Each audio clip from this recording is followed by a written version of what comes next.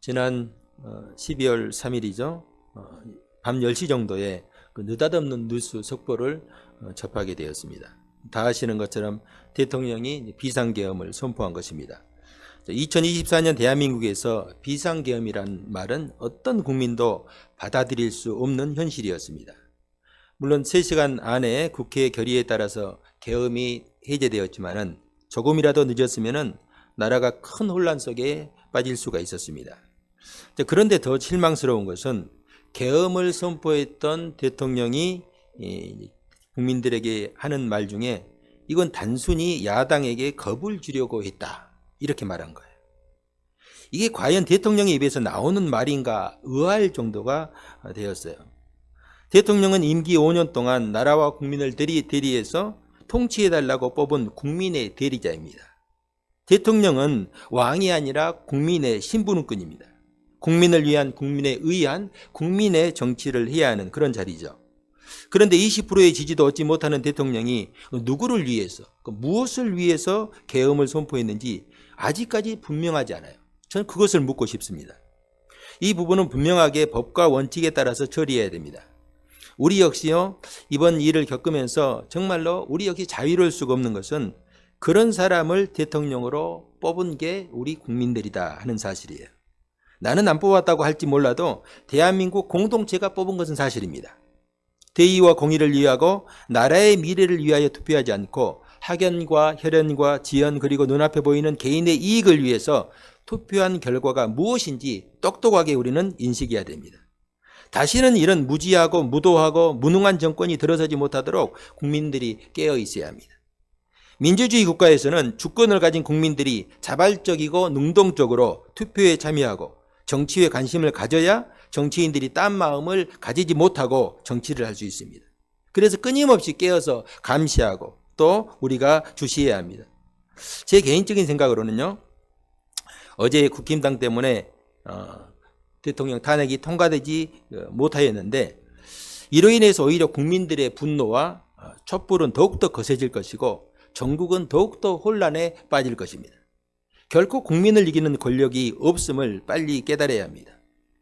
저는 이런 걸 생각하면서 또 말씀을 준비하면서 하나님께서 모세를 부르시는 모습이 우리에게 많은 교훈을 준다, 그렇게 생각을 합니다. 지난 시간 하나님께서 모세를 부르실 때에 모세는 저는 못합니다, 안 합니다 하고 거부를 했죠. 모세가 이렇게 거부하고 두려워했던 이유가 무엇입니까? 내가 누구이기에 나 같은 것이 무엇이라고 그런 일을 하겠습니까? 나는 그런 힘도 없고 능력도 지혜도 없다, 그런 말이죠. 그러면서 하나님께 한 말이 바로 이거예요. 그러면은 내가 누구이기에 나에게 이런 일을 시키십니까? 하면서 하나님께 질문했는데 하나님께서 내가 너와 함께 하겠다, 내가 너를 돕겠다 라고 말을 하는 그 하나님의 말씀을 듣고 오늘 본문에 보면요, 그럼 당신은 누구이기에 나에게 이런 일을 시키는 겁니까? 내가 먼저 알아야 전하든지 또 백성들을 설득하든지 할 것이 아닙니까? 이런 말이죠. 자, 오늘 말씀은 모세의 질문에 대한 하나님의 응답이고 설명입니다. 자, 오늘 말씀을 통해서 하나님이 어떤 분이신지, 하나님이 우리에게 무엇을 말씀하시는지 함께 살펴보도록 하겠습니다. 자, 13절. 모세가 하나님께 아뢰되 내가 이스라엘 자손에게 가서 이르기를 너희의 조상의 하나님이 나를 너희에게 보내셨다 하면 그들이 내게 묻기를 그의 이름이 무엇이냐 하리니 내가 무엇이라고 그들에게 말하리이까. 자, 모세는 실제적인 질문을 하죠. 하나님의 이름이 무엇입니까? 히브리인들은요, 이름은 단순히 대상을 구별하는 어떤 표에 지나지 않는 것, 그 표 이상으로 존재의 그 특성과 그 본질을 드러낸다라고 말씀해 주고 있어요. 우리가 창세기부터 쭉 이렇게 지나오면서 조상들의 이름을 우리가 살펴보면서도 그 의미를 분명하게 배웠습니다. 자, 다시 말해서 지금 모세가 하나님의 이름이 무엇입니까? 라는 질문은 하나님은 어떤 분이십니까? 라는 어떤 질문이라 할 수 있습니다. 이 하나님께서 대답을 뭐라고 하십니까? 나는 스스로 있는 자라, 이렇게 말씀을 하셨죠. 자, 오늘 말씀은요, 조금 어려운 내용이에요. 저도 준비하면서 굉장히 좀 이 말씀이 쉽지 않다, 그런 생각이 했어요. 그래서 제가 되도록이면 쉽게 설명하도록 노력하겠지만 그럼에도 오늘 본문은 쉬운 내용이 아니다. 그렇기 때문에 이 조금 짧은 시간이지만은 집중해서 한번 들어주시기 바랍니다. 자, 하나님은 자신의 이름을 나는 스스로 있는 자라 이렇게 말씀을 하셨습니다. 자, 우리말 성경의 번역은요, 원문의 뜻을 충분하게 살리지 못한 번역이라고 할 수 있어요. 나는 스스로 있는 자다. 이 말은 뭔가 매끄럽지 않습니다. 여러분, 우리나라 옛날 사극을 보면요, 왕과 신하들이 이렇게 대화를 하다가 이제 신하들이 왕에게 성은이 만극하옵나이다 이런 말 하잖아요. 이것을 영어로 번역하면 뭐가 어떻게 되는지 아십니까 혹시? 성은이 만극하옵나이다. 영어로 번역하면 땡큐예요. 그리고 황공무지로소이다 이 말 있잖아요. 이거 영어로 번역하면은 I am sorry. 이 무슨 말이냐면은 이 성은이 만극하옵나이다. 이 번역하면 땡큐거든요. 이게 과연 같은 의미로 우리가 느껴지십니까? 뉘앙스가?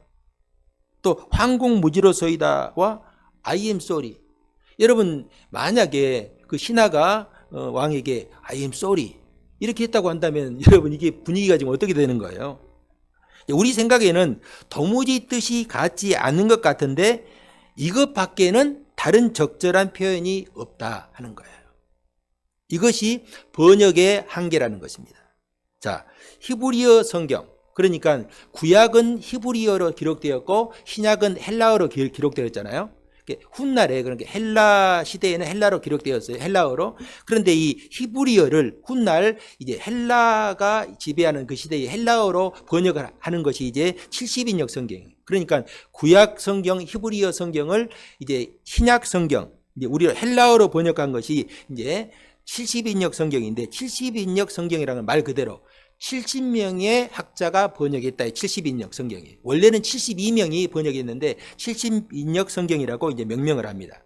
자, 70인역 성경에는 나는 이 부분을 이제 방금 이 나는 스스로 있는 자라라는 이 부분을 바로 그렇게 번역을 했어요. 나는 스스로 있는 자라. 나는 자존자라. 이렇게 번역을 하고 있습니다. 그런데 신학자들 중에는 이 번역은 히브리적인 사고를 헬라적인 사고로 번역한 것으로서 이건 히브리인의 사고와는 거리가 상당히 있다. 우리로 말하면은 성은이 만극하옵나이를 땡큐로 번역한 것과 똑같다. 이런 의미이죠. 자, 그러면은 스스로 있는 자로 번역된 이 부분을 그럼 히브리어 원어를 그대로 읽으면은 어떻게 되는가 제가 살펴보았어요. 자, 그대로 제가 읽어드리겠어요. 에흐예 아쉐르 에흐예. 앞에 에흐예가 두 번. 에흐예 아쉐르 에흐예. 그러니까 에흐예가 두 번 들어가고 가운데 이제 관계 대명사가 들어간 거예요. 발음하기도 어렵죠. 에흐예 아쉐르 에흐예.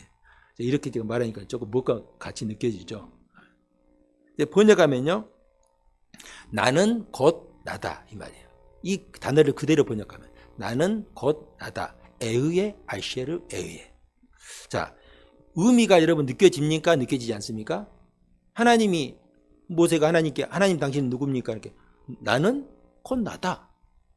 여러분, 이게 여러분 그 모세가 이 말을 듣고 그렇습니까? 아멘 하고 이렇게 모세가 반응했겠어요? 우리 생각에는요, 나는 곧 나다. 이 말은요, 굉장히 난해한 대답이죠. 학자들도 지금 이 단어를 번역할 때 굉장히 이렇게 이런저런 번역들을 내놓습니다. 일치된 번역이 없어요. 그러나 반대로 생각하면요, 나는 곧 나다. 이게 아무런 의미가 없게 느껴지는데 우리의 입장에서는 반대로 생각하면은 나는 곧 나다 라는 이 말씀을 하나님께서 하셨다고 한다면은 이 단어 안에는 모든 의미를 담고 있다. 이렇게 생각할 수가 있어요. 여러분, 하나님의 이름은요, 그 속에 그랬잖아요. 이름은 그 사람의 속성, 본질을 이렇게 드러낸다고 했으니까 하나님의 이름은 그 속에 하나님이 어떤 분이신가를 담아야 하는데 그 어떤 단어로도 하나님의 이름을, 하나님의 속성, 성품을 담을 수가 없다는 거예요. 원래 여러분 구약 성경은요, 자음으로만 되어 있습니다. 원래 원 구약 성경은, 고대 구약 성경은 자음으로만 되어 있어요. 그런데 후대에 이제 히브리어를 쓰지 않고 이제 후대 사람들, 이제 헬라 시대가 되고 신약 시대가 되었을 때 이제 히브리어를 사용하는 후대들이 그 히브리어를 읽으려고 하니까 너무 어려운 거예요. 그래서 후대에 이제 후대 세대를 위해서 그 자음에다가 모음을 이제 집어 넣어 가지고 읽을 수 있도록. 그래서 저희들도 히브리어를 배우면은 자음만 보면 읽기가 힘들어요. 이게 무슨 말인지 읽기가 힘들어요. 그래서 모음을 보고 읽으면 이제 읽을 수가 있죠. 그러니까 이게 원래 원고대 히브리어에서 이 에흐예라는 이 단어를 그 자음으로만 읽으면은 야훼라는 단어가 나오고 발음이 나와요. 야훼. 그런데 이것을 모음을 첨가해서 모음을 따라 읽으면 여호와라는 게 나오는 거예요. 그러니까 여호와라는 단어와 야훼라는 단어가 똑같은 단어를 자음만 가지고 읽으면 야훼 이렇게 읽혀지는 것이고 그게 모음을 넣어서 읽으면 여호와라고 읽혀지는 거예요. 야훼나 여호와나 같은 단어. 자, 그렇다면 여기서 말하는 그 야훼, 여호와라는 단어는 어떤 의미를 담고 있는가라는 것입니다. 이 부분은 제가 이제 쭉 이렇게 말씀을 준비하면서 여러 서적들을 준비하는데 구약학을 전공하신 지금 많은 목사님들에게 상당히 존경받는 차준희 교수님께서 이 단어를 두 가지로 정의를 해 주셨어요. 하나는요, 이 표현은 하나님의 활동성과 역동성을 보여준다 하는 것입니다. 자, 여기에 사용된 야훼라는 단어의 그 의미는요, 현존한다, 활동한다, 일한다 라는 의미를 담고 있습니다. 따라서 이 동사의 의미를 살려서 그대로 번역하면은 나는 너희를 위해서 지금도 현존하고 활동하고 일한다라는 의미가 되는 것입니다. 자, 이러한 의미는 앞에서 모세에게 내가 반드시 너와 함께 있으리라는 하나님의 약속과도 일치해요. 또 여기에서 우리가 한 가지 기억해야 하는 것은 하나님의 이름이 명사가 아니에요. 여러분, 이름은 대부분 보통 명사나 또 사람은 고유명사를 사용하잖아요. 근데 하나님의 이름을 물어보니까 하나님의 이름은 명사가 아니라 동사로 표현하고 있습니다. 여러분, 명사로 정의한다는 것은 그 대상을 그 하나의 명사 이름 안에 이렇게 가두어 둘 수가 있습니다. 이에 반해서 동사로 정의된다는 것은 하나님은 한정될 수 없고 계속해서 활동하고 계시다는 의미를 함축하고 있습니다. 또 하나님은 이런 분이다라고 어떤 그 이름으로 정의를 해버리면은 그 외에 하나님은 이런 분입니다라고 정의를 해버리면 어떤 모순이 나오냐 그러면은 이런 분이라고 정의한 그 외의 것은 하나님이 아니다라고 또 그런 의미를 표현할 수가 있거든요. 그래서 하나님의 이름은 정의될 수가 없다 하는 것입니다. 자, 또 다른 하나는요, 이 표현은 하나님의 자유와 주권을 보여준다 할 수 있습니다. 자, 당신은 누구십니까? 라는 질문에 대해서 나는 곧 나다. 이렇게 하나님께서 대답했다는 것은 사실상 대답하지 않는 것이나 다름이 없어요. 모세가 알고 있잖아요. 하나님은 어떤 분이십니까? 그랬을 때 나는 곧 나다. 여러분, 이 말은 나는 은혜 베풀 사람에게 은혜를 베풀고 긍휼히 여길 사람에게 긍휼을 베푼다. 어떤 근거로 하나님 그렇게 하십니까? 그거 내 마음대로다. 내 뜻대로 그렇게 하는 것이다. 그거예요. 자, 이 말에는 하나님의 주권과 자유를 그대로 드러내고 있어요. 여러분, 성경에 여러 가지 하나님의 주권과 하나님의 자유를 드러내는 이야기들인데 특별히 토기장이 비유가 있잖아요. 하나님은 토기장으로 비유했는데 토기장이가 진흙을 가지고 좋은 그릇을 만들 수도 있고 아니면은 뭐 하찮은 그릇을 만들 수도 있어요. 그리고 만들다가 이거 마음에 안 드네? 다른 사람은 보기에 좋은데 토기장이가 마음에 안 들어. 그러면 이 토기장이가 그것을 깨버려요. 깰 수 있는 의지가 그 주권이 있어요, 없어요? 있죠. 그럼 토기장이가 손을 번쩍 들고 왜 나를 깨십니까? 왜 나를 이렇게 대하십니까? 할 수 있어요, 없어요? 그 하나님의 주권이 하나님께 있다는 것이에요. 자, 창세기 32장에 보면 야복강가에서 야곱이 하나님과 씨름하는 이 장면이 나오는데 하나님께서 이제 야곱과 씨름하다가 결국 이 새벽에 야곱의 이름을 이스라엘로 바꿔주시고 그를 축복하시는 장면이 나오죠. 그때에 야곱이 하나님께 당신의 이름이 누구십니까? 이렇게 물어요. 그러니까 이제 야곱은 하나님께서 자기를 축복해 주시니까 나를 축복해 주시는 그 축복에 대해서 그 근거를 알고 싶었던 것으로 보입니다. 자, 그런데 하나님께서 이제 야곱에게 이렇게 말씀하십니다. 어찌하여 내 이름을 묻느냐 하고 그의 질문을 물리친 것도 주목할 필요가 있습니다. 이 말은 이에요. 너는 내 이름은 알 필요 없고 내 말만 믿고 따르면 돼. 여러분, 하나님은요, 우리의 이해와 동의를 구하지 않으시고 구할 필요도 없습니다. 왜? 하나님은 우리의 창조주이시니까. 하나님은 주권자이시니까. 하나님은 우리의 창조주이시고 주권자이시라는 사실을 우리가 절대 잊지 말아야 됩니다. 따라서 나는 곧 나다라는 이름은 하나님의 고유한 성품, 하나님의 주권, 하나님의 자유를 드러내는 그런 이름이라 할 수가 있습니다. 우리가 하나님 앞에 설 때 늘 이것을 잊지 말아야 돼요.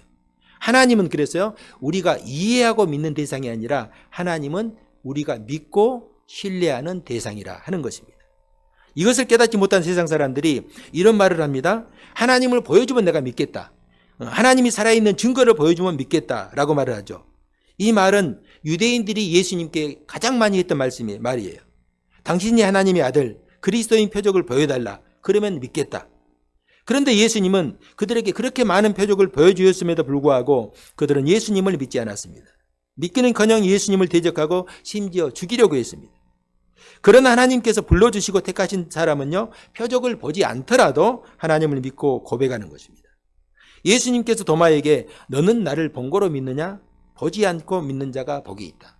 보지 않고 믿는 사람이 훨씬 많다는 거예요.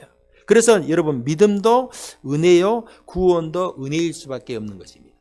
우리가 어떻게 해서 하나님을 믿고 이 자리에 있는지 아무도 알 수가 없어요. 분명한 것은 하나님께서 은혜로 우리를 불러주시고 우리를 택하셨다는 것이죠. 저는 우리 성도님들이 성령님의 역사하심으로 하나님을 더 깊이 체험할 수 있기를 바랍니다. 그리고 하나님의 말씀, 하나님의 특별한 계시잖아요. 말씀은. 하나님의 말씀을 통해서 우리가 영적인 지식이 더 깊어지고 넓어질 수 있기를 주님의 이름으로 축복합니다. 자, 15절 봅시다. 하나님이 또 모세에게 이르시되 너는 이스라엘 자손에게 이같이 이르기를 너희 조상의 하나님 여호와 곧 아브라함의 하나님 이삭의 하나님 야곱의 하나님께서 나를 너희에게 보내셨다 하라. 이는 나의 영원한 이름이요 대대로 기억할 나의 칭언이라. 자, 여기 보면요. 나는 너희 조상의 하나님 여호와라. 야훼라. 즉 아브라함의 하나님 이삭의 하나님 야곱의 하나님이라 이렇게 말씀하죠. 자, 이 말씀은요. 너희 조상 즉 아브라함과 이삭과 야곱과 함께 하였던 하나님을 너희들이 온전히 알면은 나를 알게 될 것이다. 내가 누구인지 알게 될 것이다. 이런 말씀이에요. 자, 그러면은 아브라함과 이삭과 야곱의 하나님은 어떤 하나님이셨습니까? 자, 하나님은 그들에게 어떤 하나님으로 나타나셨습니까? 여러분, 우리가 창세기를 쭉 이렇게 배워왔기 때문에 조금 우리가 기억에 좀 남아있는 것이 있을 것입니다. 여러분, 하나님은요, 아브라함과 이삭과 야곱에게 공통적으로 보여준 게 있어요. 그게 바로 언약이죠. 언약의 하나님이에요. 아브라함을 부르실 때부터 또 이삭과 야곱과 요셉에게 이르기까지 그들에게 복을 약속하셨고 또 자손을 약속하셨고 땅을 약속하셨죠. 그 일을 위해서 요셉을 미리 애굽에 보내시고 그 후에 야곱과 그의 모든 가족들을 보내셨고 400년이 차면은 그들을 애굽에서 끌어내어서 내가 약속의 땅으로 인도하겠다라고 언약을 주셨습니다. 그리고 때가 찾아 이제는 하나님께서 모세를 이스라엘 백성에게 보내셨다는 것입니다. 자, 그 하나님이 다름 아닌 여호와 하나님이다 하는 것이에요. 자, 히브리어 단어에는요, 이게 재미있는 게 히브리어 단어에는 시제가 없어요. 시제. 과거, 현재, 미래 시제가 없어요. 다만 완료와 미완료만 있어요. 그러니까 완료, 과거가 됐든지 현재가 됐든지 현재 완료 그러면은 지금까지 다 끝난 거예요. 이루어진 거예요. 말씀이. 미완료 시제는 미완료라고 하는 것은 과거에 하셨던 말씀이 아직 이렇게 끝나지 않았다. 그런 이 말씀은 과거에도 인정되고 지금 현재에도 시행되고 미래에도 계속 되어지는 거예요. 그런데 하나님의 이 이름 에흐예라는 이 단어 동사가 바로 미완료 시대예요. 미완료. 그분은 일하시는데 과거에 약속을 주실 때도 일하셨고 지금 모세를 보내시는 지금도 일하시고 계시고 장차 이들을 애굽에서 끌어내어서 가나안 땅에 가실 때까지도 하나님은 여전히 똑같이 일하신다 하는 것이죠. 이분은 바로의 뜻도 아니고 또 이스라엘 백성들의 뜻도 아닌 오직 하나님의 주권적인 뜻을 따라서 약속하신 말씀을 성취하실 것이다 하는 것입니다. 모세와 이스라엘 백성들이 기억하고 붙들어야 될 하나님의 이름이 바로 이것입니다. 하나님이 어떤 분이신지 알지 못할 때 모세는 두려워하고 거부했습니다. 그러나 하나님이 어떤 분이신지 알아가면서 모세는 점점 전혀 다른 사람으로 변해갑니다. 그는 이스라엘 백성의 장로들 앞에 당당히 섰어요. 여러분, 이스라엘 숫자가 이 당시에 장정만 60만이잖아요. 그러니까 신학자들이 이렇게 계산하기를 남녀노소 통틀면 최소한 200만이 넘는다. 여러분, 200만이 넘는 사람들이 지도자예요. 아무리 노예지만은 그 백성의 장로들 지도자 아닙니까?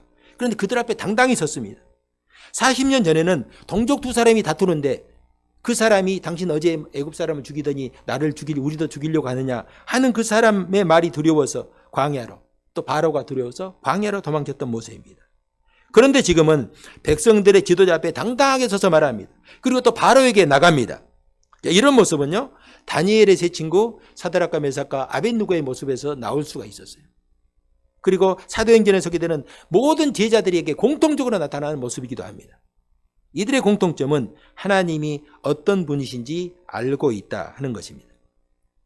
이들은 하나님께서 지금도 살아계셔서 자신들과 함께 계시고 그분의 자유와 주권을 따라 일하심을 믿었습니다. 그런 하나님을 두려워하였고 그분의 말씀을 순종하였습니다. 사람들의 눈에는 세상 권세를 가지고 세상 모든 것들을 좌지우지하는 그 권세자들이 크게 보일지 모르지만은 하나님의 권세에 비하면요, 그들은 아무것도 아니에요. 하나님께서 한번 불어보시면 순식간에 다 사라지는 안개와 같은 그런 허무한 것들입니다. 저는 우리 성도님들이 하나님이 어떤 분이신지 온전하게 이해하고 믿을 수 있기를 주님의 이름으로 축복합니다. 이스라엘 백성들의 현재와 미래가 하나님의 손에 달려 있다면 우리의 현재와 미래 역시 하나님의 손에 있음을 기억해야 합니다. 저는 어젯밤에 국회에서 대통령 탄핵 소추안이 부결되는 걸 보면서요, 하나님이 행하실 일들을 한번 곰곰이 생각해 봤습니다. 반드시 우리가 믿는 하나님은요, 불의한 자들을 심판하실 것이고 그 모든 것은 하나님의 손으로 이루어집니다. 물론 사람들을 통해서 이루시겠지만, 자, 이번에 부결되었다면 그 이유가 무엇일까? 저는 한번 생각해 보았어요. 우리는 당장 알 수는 없어요. 한 번에 그냥 쉽게 끝내면 좋을 건데 그 이유를 알 수는 없지만은 악한 자들이 자신의 죄를 회개하고 돌이키지 않는다면 그것은 더 큰 심판을 위한 유보라는 것을 우리는 성경과 우리의 역사를 통해서 분명하게 알 수가 있습니다. 저는 이전에 이태원 참사, 또 해병대 최상병 사건과 같은 사회적인 참사에 대해서 이 정부는 어떤 제대로 된 조사나 그에 따른 책임 규명을 하려고 하지 않았습니다. 그래서 지금도 그 유족들이 울부짖고 있어요. 여러분 모르죠? 이태원 참사 당했던 유족들, 부모들, 그리고 최해병 사건에 해당 당사자들, 1년 지나고 2년 지나고 많은 시간이 흘러서 다 끝나간 것 같은데 그 사람들은 지금도 우리가 알지 못하는, 보이지 않는 곳에서 피를 토하는 심정으로 부르짖고 있어요. 국가에서 좀 알아달라는 거예요. 정상적인 나라, 건강한 민주주의 국가라고 한다면 이래서는 안 됩니다. 분명한 법과 원칙이 있다면 지위 고하를 막론하고 그 법대로 그것을 규명하고 처리되어야 합니다. 아마도 그 일에 연루된 사람들은요, 이렇게 하면은 다 지나간다, 시간이 지나면 다 잊혀질 것이다, 이렇게 생각할 수 있어요. 물론 사람들은 잊혀지겠죠. 잊을 수 있겠죠. 그러나 하나님은 결코 잊어버리지 않습니다. 하나님은 과거에도 동일하시고 현재에도 동일하시고 미래에도 동일하시기 때문에. 오늘 본문 16절 하반절 중반절을 봐봅시다. 내가 너희를 돌보아 너희가 애굽에서 당한 일을 확실히 보았다, 이렇게 말씀하십니다. 하나님은 400년 500년 전에 조상들에게 하셨던 말씀도 기억하시고 함께 하십니다. 그 하나님께서 어찌 힘이 없어서 억울한 일을 당하고 애통하는 백성들의 소리를 모른 채 하시겠습니까? 저는 이번 비상계엄 사태를 보면서 때가 되면은 하나님께서 한 뭉탱이로 싸그리 잡아서 이전에 있던 것까지 다 한꺼번에 심판하시겠구나 하는 것을 강하게 느낄 수 있었습니다. 여러분, 하나님의 이름은요, 영원한 이름이요 대대로 기억할 칭호라, 이렇게 말씀합니다. 4000년 전 이스라엘의 하나님만이 아니라 하나님을 믿고 따르는 모든 이들의 하나님이십니다. 그 하나님은 말씀하신 대로 우리 가운데 살아계시며 역사하심을 믿을 수 있기를 축복합니다. 18절 한번 다 같이 합독합시다. 시작. 그들이 내 말을 들으리니 너는 그들의 장로들과 함께 애굽 왕에게 이르기를 히브리 사람의 하나님 여호와께서 우리에게 임하였은즉 우리가 우리 하나님 여호와께 제사를 드리려 하오니 사흘길쯤 광야로 가도록 허락하소서 하라. 아멘. 자, 그들이 내 말을 들을 것이다. 누구를 가리키는 말입니까? 그들이 누구예요? 이스라엘 백성의 장로들이죠. 자, 지금까지 모세는 하나님의 말씀을 듣고도 사실 모세는 믿지 못했어요. 그런데 백성들은 모세가 전하는 말을 듣고 믿는다 말씀합니다. 여러분, 하나님의 말씀을 듣고 믿는 것이, 믿어지는 것이 은혜임을 고백할 수 있기를 바랍니다. 결국 사람이 하나님의 말씀을 듣고 믿는다는 것은 전적인 하나님의 능력과 역사에 달려 있어요. 그러니까 우리가 하나님의 말씀을 듣고 믿어지는 것은 하나님의 역사라는 거예요. 그래서 우리가 하나님의 말씀을 듣고 믿어질 때 하나의 분명한 사명이 있어요. 그것은 뭐겠어요? 하나님의 말씀이 듣고 믿어진다. 그러면 반드시 순종하려고 해야 돼요. 왜? 하나님께서 그것을 믿게 하셨으니까. 그건 하나님의 은혜이고 역사이기 때문입니다. 그래서 우리가 하나님의 말씀을 듣고 믿어질 때에 그것을 순종하려고 한 발을 내딛는 순간 거기서부터 하나님의 능력과 역사를 경험할 수가 있는 것입니다. 모세는 백성의 장로들과 함께 애굽의 바로에게 가서 하나님의 말씀을 전합니다. 우리가 우리 하나님 여호와께 제사를 드리라 하오니 사흘길 좀 광야로 가도록 허락해달라 하는 것이죠. 하나님께서 이렇게 말씀하셨으니까 바로가 허락할까요? 허락하지 않을까요? 하나님께서 말씀하셨는데 하나님께서 말씀하셨으니까 허락해야죠. 하나님께서 모세에게 너 가라. 내가 너에게 함께하겠다니까 하나님께서 모세에게 가라고 했으니까 바로가 허락해야죠. 하나님께서 보내셨으니까 허락하겠어요? 허락하지 않겠어요? 저거 좀 같이 합시다. 여러분 결과적으로는 허락해야 안 해요. 나중에 허락하죠. 결과적으로 허락하잖아요. 그럼 모세는 그런데 한 번에 처음에 갔을 때 모세가 말할 때 하나님께서 이렇게 말씀하셨습니다. 그러면 바로가 예 알겠습니다 하고 허락했으면은 모세는 백성들을 데리고 나오면 되는 것입니다. 그런데 하나님은 바로가 너희의 요구를 허락한다 허락하지 않는다? 허락하지 않는다. 좀 이상하잖아요. 아니 하나님께서 보내시고 함께 하신다면서요. 그러면 당장 허락해야 되죠. 그런데 하나님께서 허락하지 않을 것이다. 이렇게 말씀하셔요. 왜 그럴까? 표면적으로는요. 그들이 하나님을 알지 못하기 때문이라고 말합니다. 그러나 실제적인 이유는 하나님이 바로의 마음을 강팍하게 만들어서 허락하지 않도록 하신 거예요. 자, 이스라엘 백성들의 입장에서 하나님께서 바로의 마음을 움직여서 한 번에 순종하여 자신들을 보내주면 얼마나 좋을까 이렇게 생각할 수가 있습니다. 그러나 하나님은 더 깊고 놀라운 뜻이 있어요. 제가 말씀드렸죠. 이순신. 이해되면은 순종하고 이해되지 않으면은 신뢰해라. 하나님을 신뢰해라. 내가 이해되지 않을 뿐인지 하나님께서 분명히 계획하신 뜻이 있다는 거예요. 자, 하나님께서 모세를 바로에게 보내셨다고 한다면은 반드시 그 일이 성취될 수밖에 없습니다. 그런데 현실은 그렇지 않습니다. 바로가 완강하게 거부할 뿐 아니라 이제 나중에 보면은요, 오히려 그 일 때문에 백성들이 더욱 박해를 당하는 거예요. 이때 우리가 기억해야 하는 것이 하나님의 뜻이 어디에 있는가? 우리가 바라는 대로, 정의대로, 공의대로 이 일이 실현되지 않을 때에 하나님의 뜻이 어디 있는가? 하나님은 이 일을 통해서 무엇을 또 바라시고 계획하고 섭리하시는가 하는 것이죠. 자, 20절 봅시다. 내가 내 손을 들어 애굽 중에서 여러 가지 이적으로 그 나라를 친 후에야 그가 너희를 보내리라. 자, 하나님께서 바로의 마음을 강팍하게 하신 이유는 재앙으로 애굽을 심판하시기 위함입니다. 이 재앙과 심판을 통해서 이스라엘 백성들은 하나님만이 진짜 신이구나. 애굽이 섬기던 저런 신들은 다 가짜고 하나님만이 유일한 신이구나 하는 것을 알게 될 것이고 애굽 사람들은요 이스라엘이 믿는 하나님을 알게 되고 두려워할 것입니다. 자, 하나님께서 이렇게 행하시는 이유가 있습니다. 그 이유가 이제 뒤에 나와 있는데 이스라엘이 애굽에서 나올 때 그들에게 은금폐물과 의복을 빼앗아 가지고 나오게 하신다 하는 거예요. 자, 애굽 사람들 입장에서 보면요 하나님께서 이제 앞으로 내리실 재앙이 몇 가지입니까? 10가지죠. 10가지 재앙을 내리시는데 상상하지 못한 고난과 환난을 겪게 될 것입니다. 그러니까 유사이대로 겪어보지 못한 심판을 당할 거예요. 특별히 10번째 재앙을 내리시는데 여러분 10번째 재앙이 무슨 재앙입니까? 그렇죠. 애굽의 장자의 바로부터 저 종의 몸, 가축까지 장자의 모든 이 집의 큰아들 장자가 죽임을 당하는 거예요.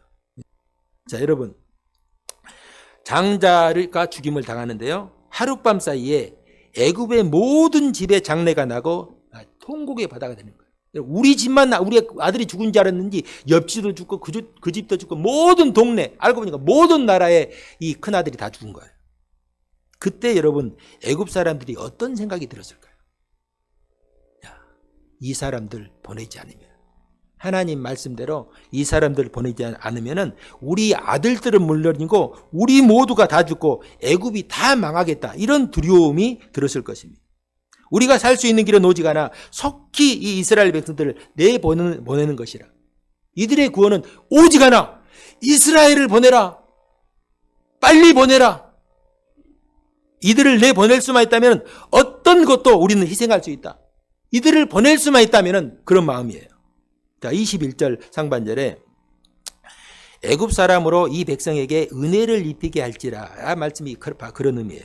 자, 이스라엘 백성들은 마치 약탈하듯이 애굽 사람에게서 은금 패물과 의복과 귀한 것들을 취하였다. 그냥 그들이 주는 것만 받은 것이 아니라 그들이 가지고 있는 모든 귀한 보물들을 다 이제 빼앗았다는 거예요. 여기 보면 취하였다 그랬죠. 우리 여러분 성경에 취하였다? 그 앞에 작은 숫자가 하나 있죠. 1번 있죠. 성경에 여러분 취하리라 그 단어에 1번 있어요 없어요? 없는 성경은 나쁜 성경, 별로 안 좋은 성경이에요. 1번 있잖아요. 그 각주, 미주, 제일 밑에 뜻이 뭐예요? 성경 오른쪽 제일 하단에 약탈이죠. 그러니까 마치 이들이 취하였는데 약탈하듯이 좋은 것들을 다 취하했다는 거예요. 하나님께서 그들이 애굽에서 일하는 것에 대한 대가, 그리고 값으로 그들에게 모든 것을 주신 것입니다.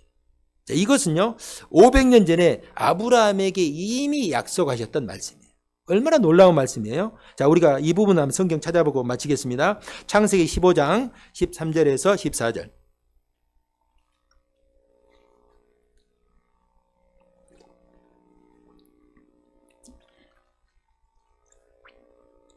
창세기 15장 13절에 14절 다 같이 합독합시다. 시작. 여호와께서 아브라함에게 이르시되 너는 반드시 알라. 내 자손이 이방에서 객이 되어 그들을 섬기겠고 그들은 400년 동안 내 자손을 괴롭히리니 그들이 섬기는 나라를 내가 징벌할지며 그 후에 내 자손이 큰 재물을 이끌고 나오리라. 아멘. 자, 500년 전에 함께 했던 하나님은 지금도 모세와 함께 하시고 앞으로도 함께 하실 것입니다. 오늘 우리 믿는 성도들의 담대함이 여기 있어요. 하나님은 어제도 함께 하셨고 오늘도 함께 하시고 영원토록 우리와 함께 하십니다. 사랑하는 성도 여러분, 이 시간 야훼, 여호와 그 이름 속에 있는 하나님을 기억할 수 있길 바랍니다. 하나님은 어제나 오늘이나 영원토록 우리와 함께 하시고 역사하시고 섭리하십니다. 하나님은 당신의 자유로운 뜻과 주권을 따라서 믿는 자들을 부르시고 이끄시고 섭리하십니다.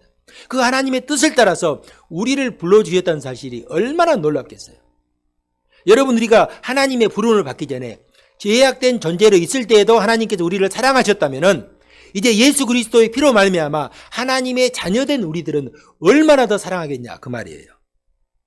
오늘 우리 삶에서 일어나는 모든 일들 역시 하나님의 주권 안에서 하나님의 뜻을 이루신다는 사실을 잊지 말아야 됩니다. 그러므로 오직 의인은 믿음으로 말미암아 사는 것처럼 우리 성도들은 오직 하나님을 믿는 믿음으로 살 수 있기를 바랍니다. 우리가 이 한 주간도 하나님과 동행하는 삶을 통해서 하나님을 더 깊이 체험하고 알아갈 수 있기를 주님의 이름으로 축복합니다.